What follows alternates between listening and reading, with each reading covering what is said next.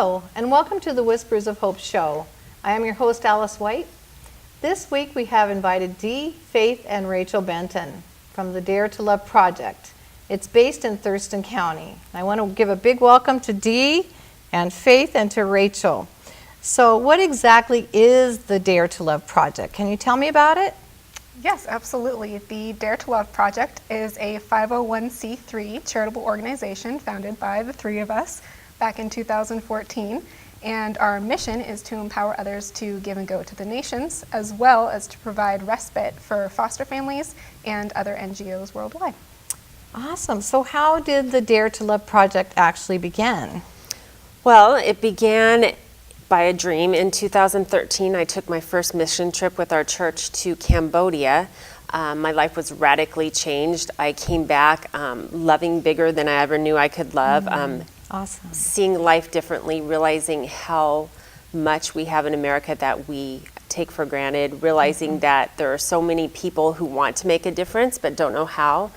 And that feeling was contagious and quickly spread to my girls, and we started talking about having Dare to Love nights, which were nights where we had people in the community come over and we'd share ways we could get involved locally and globally, and we do outreaches in town with different organizations, and we talk about ways we can get involved globally, and it kind of went from there. We took a trip to Cambodia together, and I took a team to Nicaragua. It kind of went on from there, but each time we just grew and grew and realized that the Lord had a big vision for us and for the community, and people could get involved whether they had talents or not. So. That's amazing.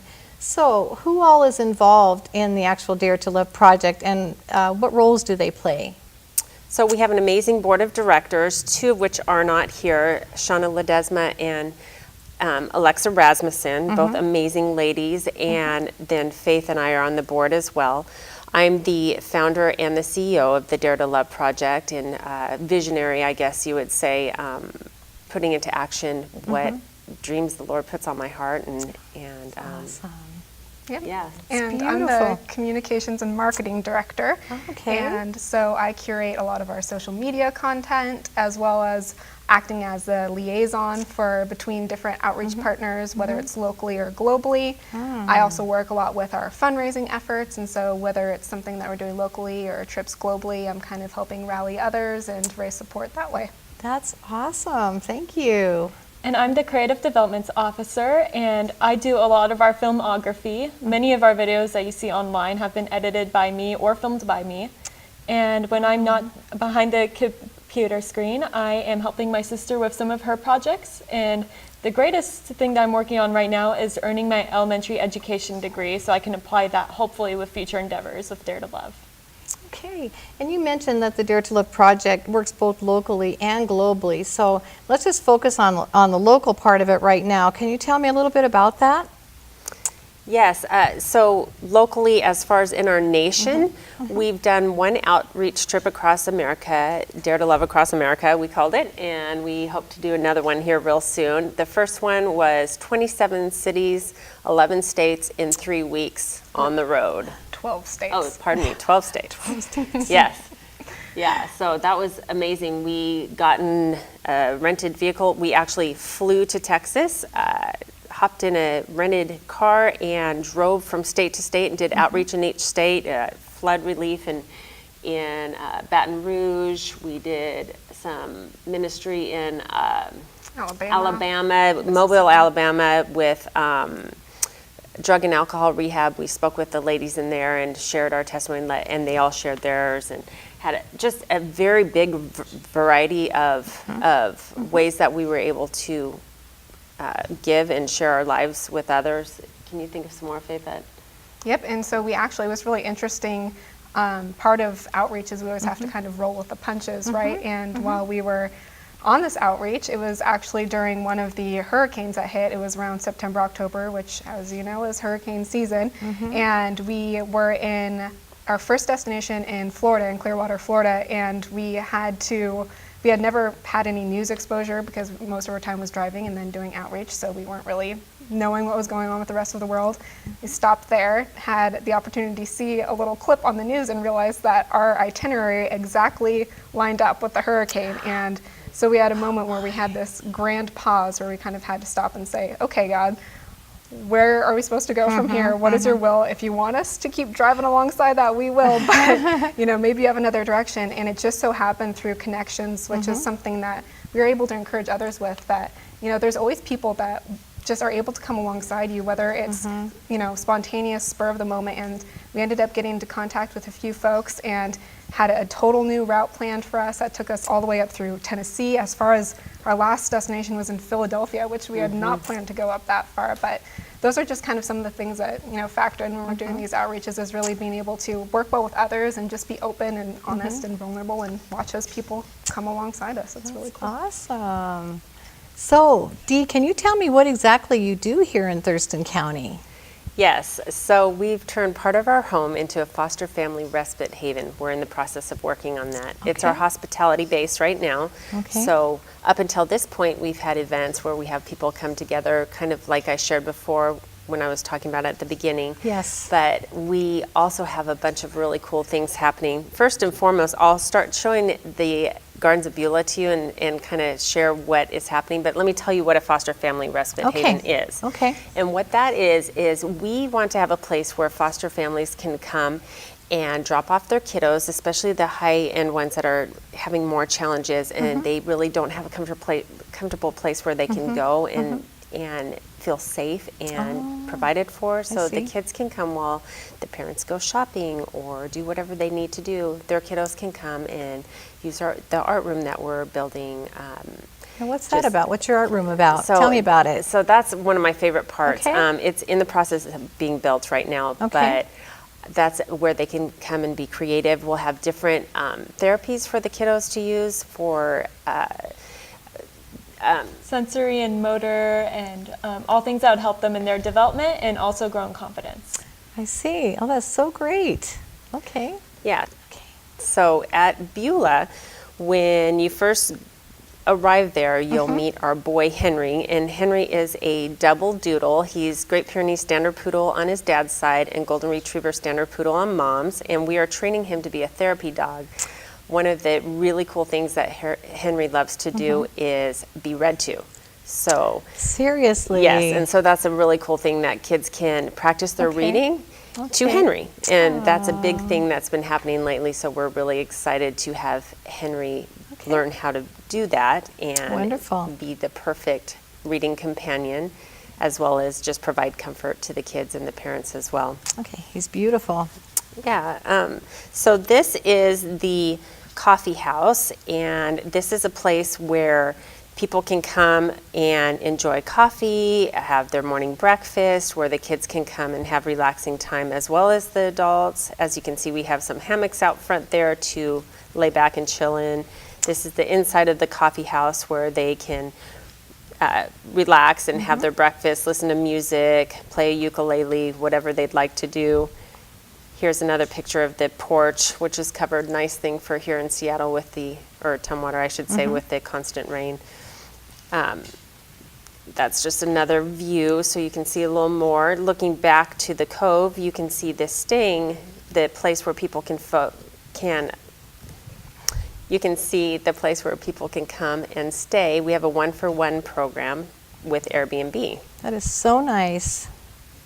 Yes, so Airbnb is a mobile app that people can use worldwide, and it's an amazing platform. They can literally come and book their stay all on that app, and they arrive, we get to greet them, get to know a little bit about them, and the Cove is a tiny home where they can stay, and then they have full access to the Gardens of Beulah, to eventually what will be that second bathroom with its very cool Cambodian spa theme. And that is the picture of what it looks like right now. And then we get to provide breakfast for them, and all of the funds that they have from booking their stay will then eventually go towards foster families being able to stay there free of charge. That is so incredibly wonderful. What a blessing. I think it's just wonderful. And so as far as these outreaches go, this is just for Thurston County? right now. And how long have you been doing this? So the foster family respite haven is in process, so we Okay. have not started that. Okay. The Airbnb has been going for a couple of years, All right. and we've been serving anyone in need up until then, the community. Before, our focus was on folks who were in transition, so we would have the cove open for people to stay while they were in between getting on their feet. So our hopes are for the foster family haven to be opened up here by next spring. That's our goal. But we're in the midst of working on the building, which is, there's a lot to it. There's a lot to Yeah, it. yeah, And that's for where sure. the fundraisers come in and that sort of thing. And okay, and we do Right. have a website that people can visit, correct? And so if there's anything else you'd like to share, we have a few minutes. And I would absolutely love you to come back again and share with us globally. I think that would be wonderful to let everybody know what you are doing, not in the United States and not in Thurston County, but for far away places, which is something I think is just absolutely incredible. And unfortunately, we don't have time today on today's program, but I would love for you to come back in the future and be able to share that with us. Yes? Absolutely. You have something else you'd like to share? Okay. Yes, so as far as fundraising, we have a few different outlets for that. We host annual fundraisers that look like anything from having brunch fundraisers where you invite the community over to just dine and have a good time, open up the doors, let the sunshine in, and eat together and have a good time. We do different things like yard sales. It just kind of depends on the season and how creative we are. And then we also have opportunities where we have people who have committed to become monthly financial donors. And so we have a really easy homepage on the daretoloveproject.org where people can commit to either doing something monthly or just a one-time donation. And we appreciate that so much because right now it's honestly been a lot of us pouring in, but as we grow, we know that means that we need to partner with more people and have more people get involved. Okay. And so that's just kind of an opportunity where we hope more people will come join alongside us. Awesome. And can people write to you? Or, Yes. Okay. We have several different platforms on social media. We have Facebook, the Dare to Love Project, of course. We have Twitter, Instagram. We have email. You can write to us at d@thedaretoloveproject.org or faith@thedaretoloveproject.org. You can also, if you're interested in missions, which we'll talk about more when we come on for global missions at thedaretoloveproject.org. Yes. We have two websites, the daretoloveproject.org and the daretoloveproject.com. Very exciting. Anybody else have anything to share? Yes, we also have a little free library that resides in front of our house in our hospitality base, and that's just a great place for people in the community to come and lend a book, and they can read it for as long as they want and return it as they please, or donate books too. We also accept book donations, and it's another great tool for our summer reading program that we are trying to hold annually.